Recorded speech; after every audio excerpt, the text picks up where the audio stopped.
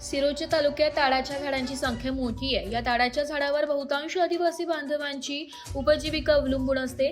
झाडापासून निघणारा मधुर पेय ताडीमुळे त्यांना रोजगार मिळत आलाय। मात्र मागील काही वर्षांपासून गावोगावी आढळून येणाऱ्या ताडांची झाडे विशिष्ट आजाराच्या विळख्यात सापडली आहेत। अनेक झाडे सुकून गेली आहेत। याकडे गांभीर्याने न बघितल्यास ताड वृक्षांची संख्या रोडावून याचा विपरीत परिणाम होत आहे।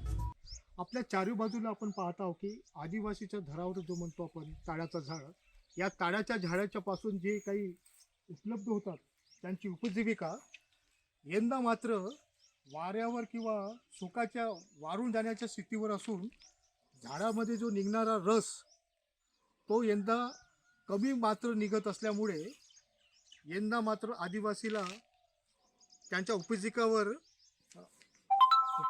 जीविकावर फार मोठा परिणाम होण्याची शक्यता येऊन राहिलेली आहे।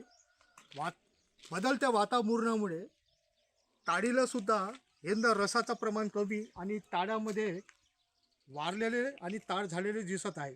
आपण प्रत्यक्ष पाहत आहोत की आदिवासीचं मूळ जी उपजीविका आहे ताडीचा रस ही यावेळेस मात्र कमी निर्देशामध्ये येऊन राहिलेला आहे। मी एस मराठी न्यूज विनोद नायडू कॅरमन सोबत सादिक। एस मराठी न्यूज साठी तालुका प्रतिनिधी विनोद नायडू सिरोंचा।